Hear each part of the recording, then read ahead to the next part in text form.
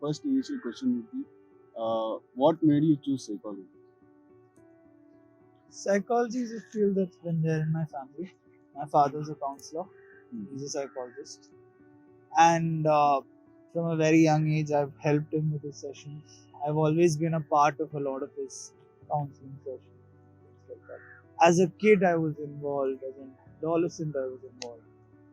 And I am able to build rapport with people pretty quick. And I believe that the one important skill any psychologist should have is the ability to build rapport with the clients, with whole accounts.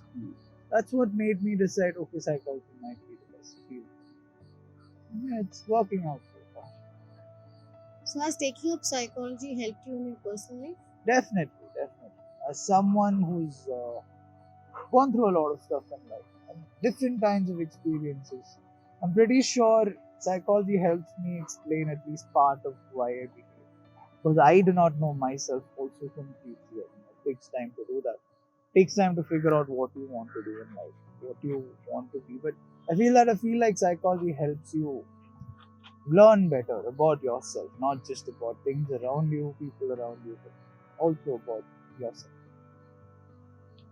So how would you rate how would you give importance to mental health pre-COVID and post-COVID? Because a lot of awareness or lot of hype has been made about the mental health as when we were in lockdown and stuff. So how would you rate it? Why is this sudden jump? Okay. Now, pre-COVID and post-COVID, I think everyone would agree that when it comes to people's lifestyle, there has been no change like this, like COVID. I still remember the day the lockdown started. All of a sudden, an entire country shut down. It's not only India, anywhere, everywhere over there. Shut down, lockdown, everything is closed. You're not allowed to go outside. Earlier, how would anyone spend a weekend?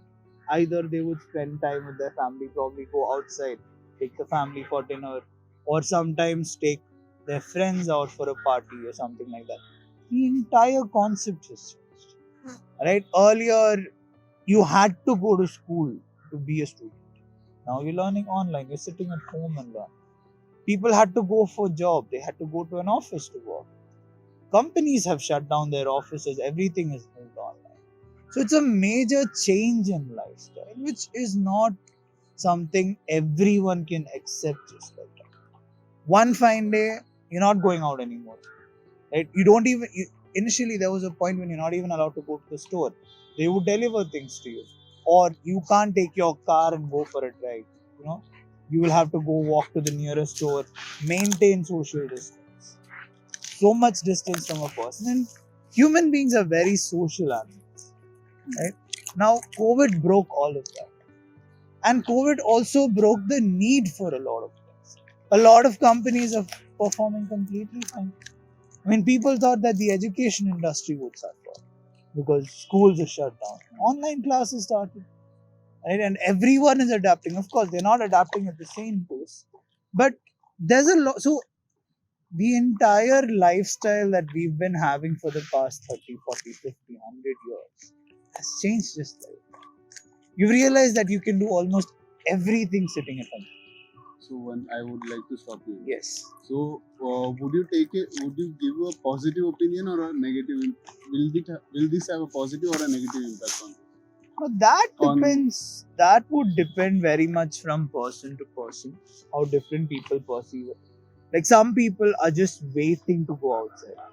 They were just waiting for malls to open up, parks to open up, so that they can go back to their social life. But a lot of people adjusted very well with it. A lot of people adjusted. So whether it's positive or negative depends on the perception of the person involved or the family involved. I know a lot of people who completely settled into this routine. They don't have to go out. They can get everything at home. Food at home, delivered. You want anything, it's delivered. Once in a while. So earlier, how we used to do vacations going to a hometown during summer. Now I know people who go for restaurants and things like that. Because you get everything else. And a lot of people found it as a good time to spend time with family. Family bonds in some cases have been improved quite a bit. In some cases, it has gone the other way around also. Spending too much time not meeting other people have disturbed a lot. So there's nothing good or bad about it. It all depends on the perception of the people involved. For some, I believe it's been very good. For some, it's been okay. For some, not so good. And different people have dealt with it in different ways. I don't know whether you remember or not, during the first lockdown, things were pretty strict. But from the time the second lockdown started, people started walking, people started taking their vehicles and going out, people stopped wearing masks. That was a kind of rebellion. Right? So some people are not, but some people, I know people who've stayed inside for solid 6-7 months, not gone out except if it was an emergency, not met anyone. So depends how different people have perceived it.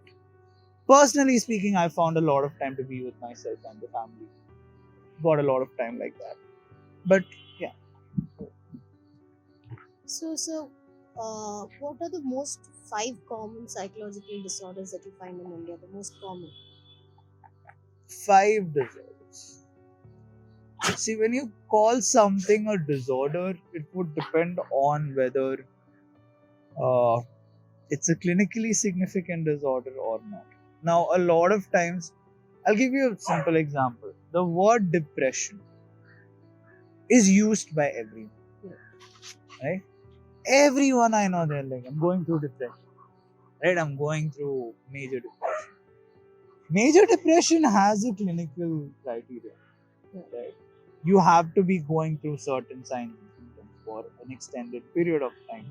It's not that one fine day you're not feeling good, your friend says something, you broke up with a friend or a girlfriend or a boyfriend, and then suddenly you don't go into depression. Right? Maybe over a period of time, if your coping mechanism is not right, of course you might end up in actual depression. But then that one day thing, I wouldn't even call it. So I would rather say, instead of saying mental disorder, probably look at psychological issues that people face among them in India. One main thing would be, what do you say, anxiety levels. What? One main thing would be anxiety levels. People would, there's a lot of tension.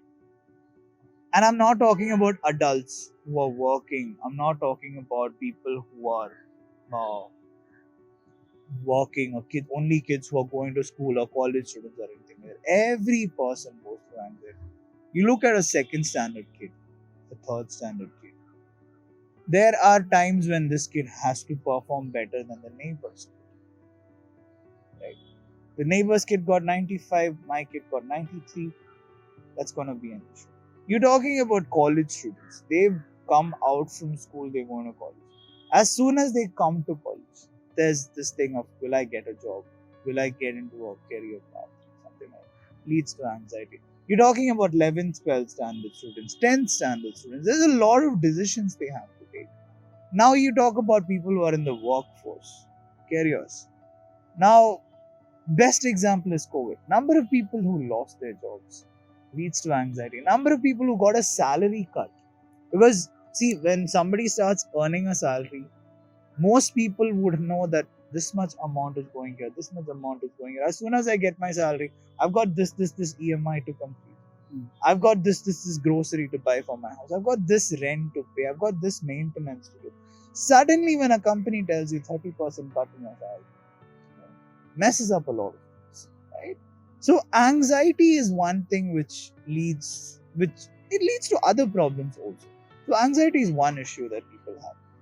Again, related to anxiety, I would say stress is another issue that they have. Best example again, people who had to work from home initial days. They were given targets. They had to finish this work by this time. I personally know I've had clients who went through major problems just because too much was expected out of them in a short period of time. See, one thing that you need to understand is when somebody starts working from home, there's a lot of disturbance in the environment, at least initially. Your family is there, the TV is on, there are other people in the house.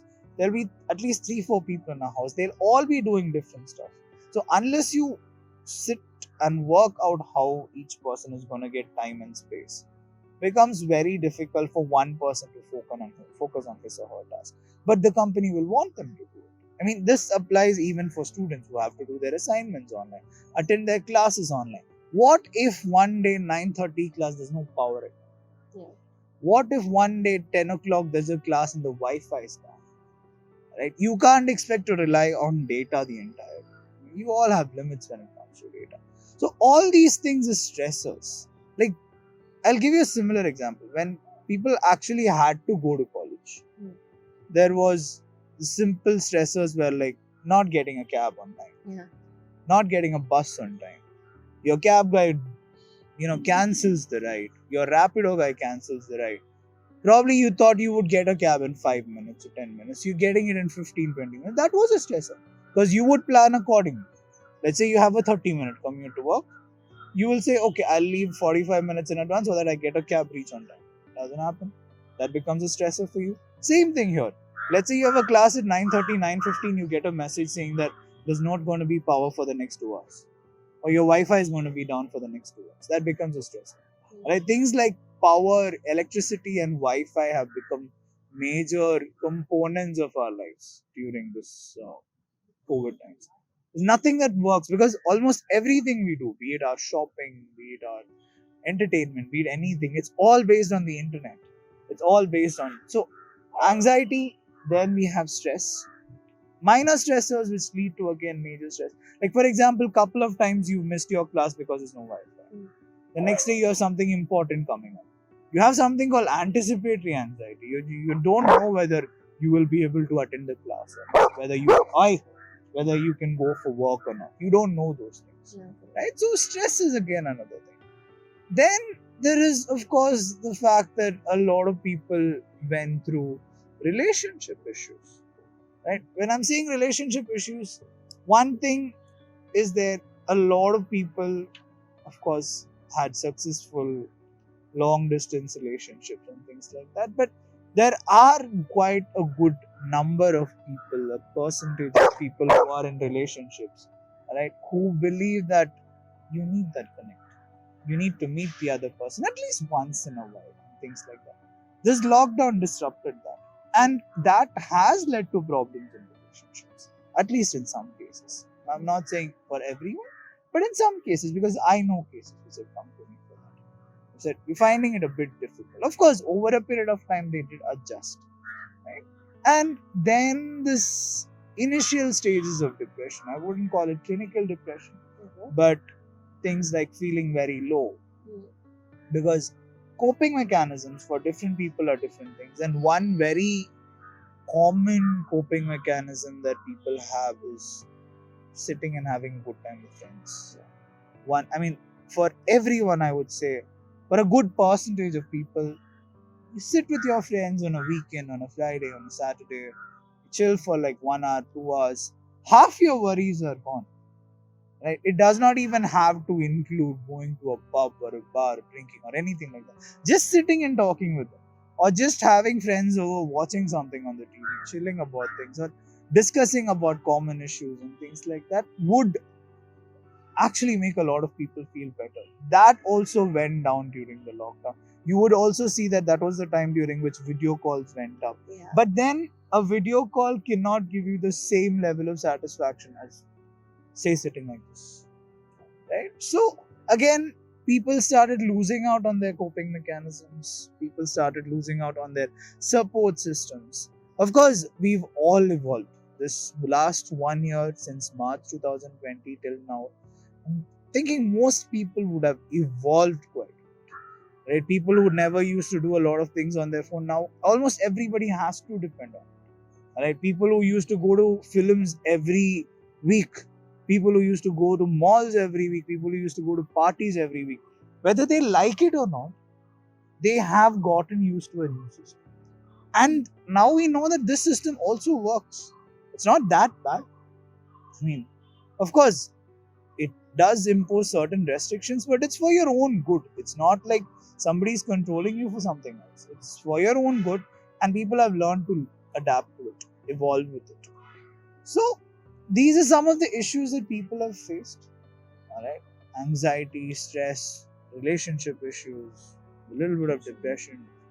Right, but I think these are the major things that I could come up with. Where do you have any opinion on people having pets as in their house have a better mental stability or rather than people who doesn't have it? This is a personal view, very much.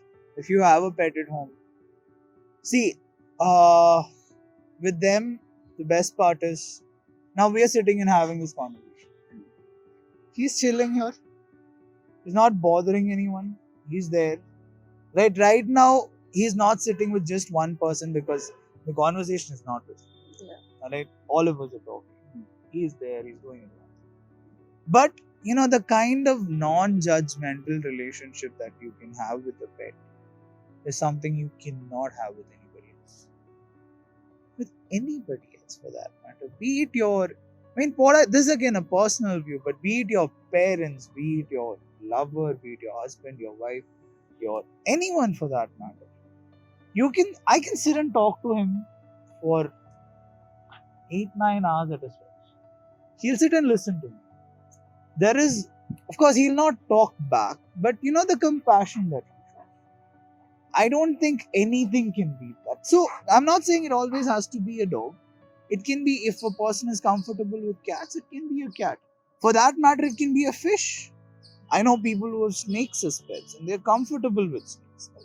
Right?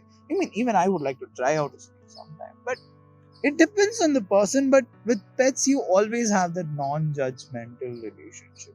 They don't expect anything. Right?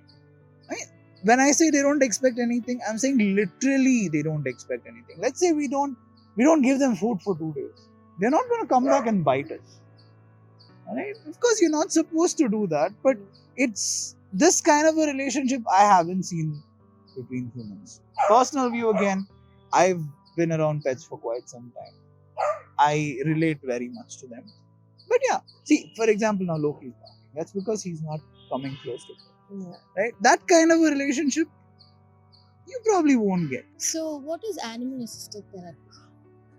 See, animal assisted therapy is not a therapy by itself. It's more of a supplementary therapy. So what I do is I complement or I supplement my regular counseling, my regular psychotherapy with animal assisted therapy. Now why or what is the advantage? You know that when you're going for a counseling session or a psychotherapy session, you have to have something called rapport. Because you're going to a psychologist. If things are working out, you are going to be divulging a lot of things about your life over there. Right? Because you are trying to find out how to sort your problem. So that you'll be divulging a lot of things that you never wanted to tell anyone, a lot of things which, it's a matter of trust and things like that. So that's why that rapport becomes important. Now, a lot of people have difficulty talking to people. Right? Why do you go to a psychologist? It's because you're not able to process certain things properly. Or sometimes you might have a clinical, but that's a clinical psychologist. When I'm talking about regular counseling, it's because you're not able to deal with your day-to-day life in an appropriate manner. Right? You have anxiety issues, you have problems in your family, something wrong somewhere. So when you're trying to find that out with the psychologist, you have to disclose information as well. That's why the rapport building becomes very important. And there are times when I spend the first 1-2 sessions doing rapport building. Because unless the person trusts you, there's no therapy that's going to happen. Right? It's not like a psychologist can just give you instructions and you solve. The psychologist and you work together in order to come out with how you can deal with stuff. They probably give you a bit of advice as well, but then mostly they are helping you find out how to deal with it.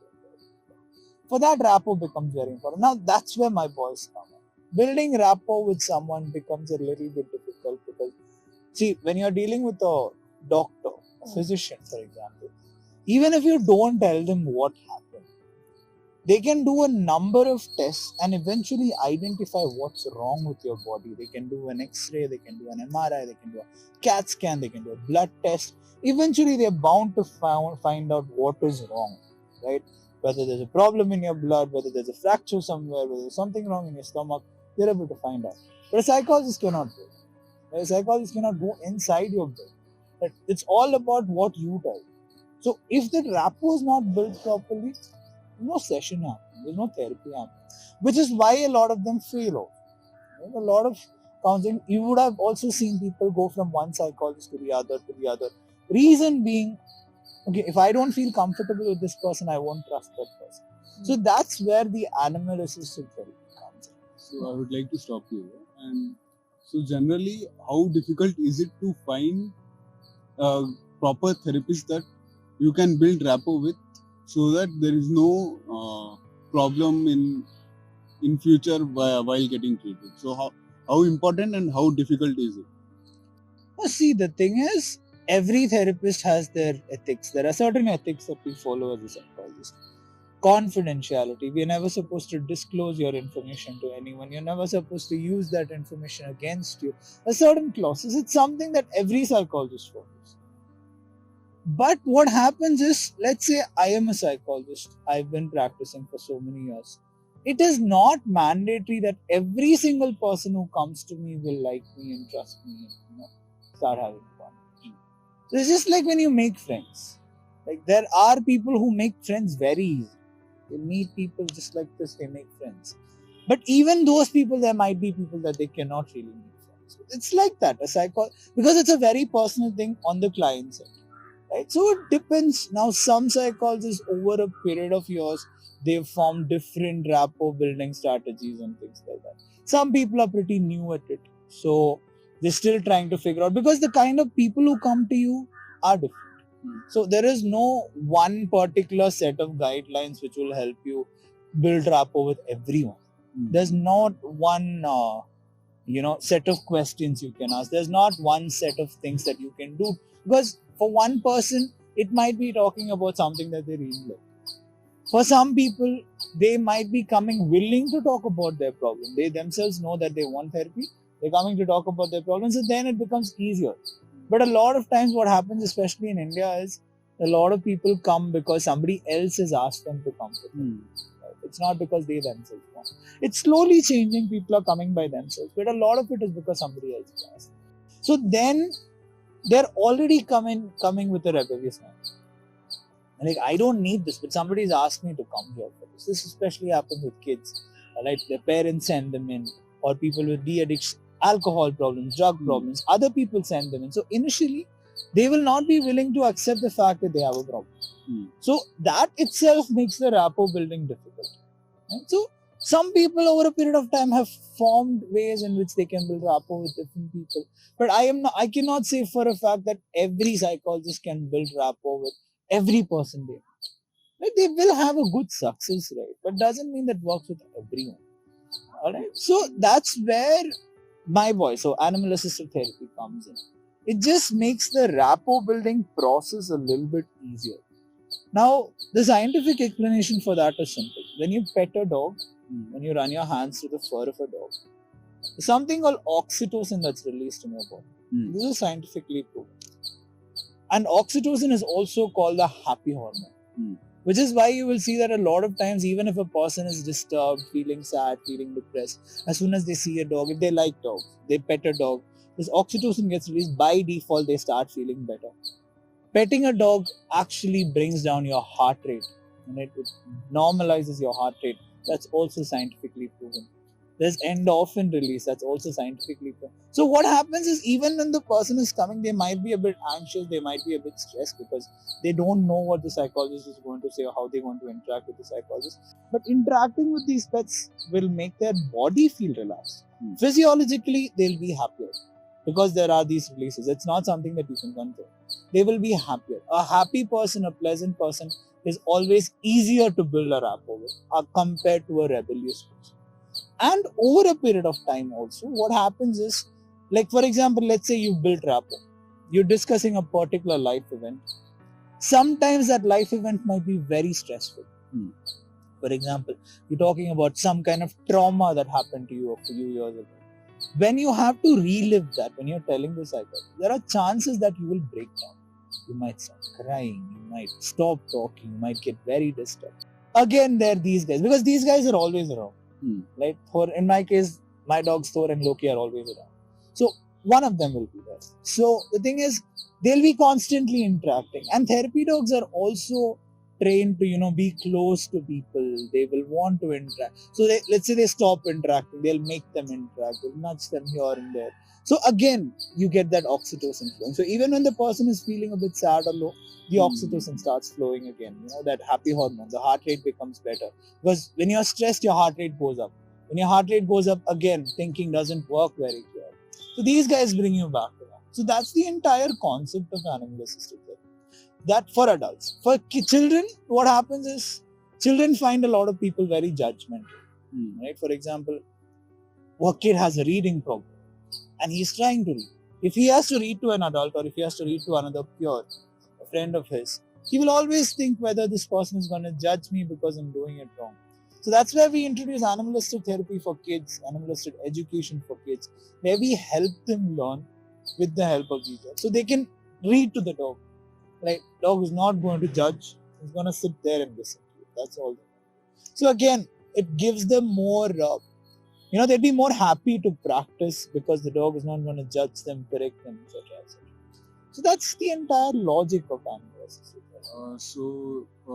Even I had read a report about the sound therapy, but they are still the initial stages. So has the animal-assisted therapy crossed that initial stage and ready for the public use, or it is like sound therapy where it's still and trying and stuff? Now, see, the thing is, if you look at animal-assisted therapy across the world, in places like the US, the UK, it's a standard thing.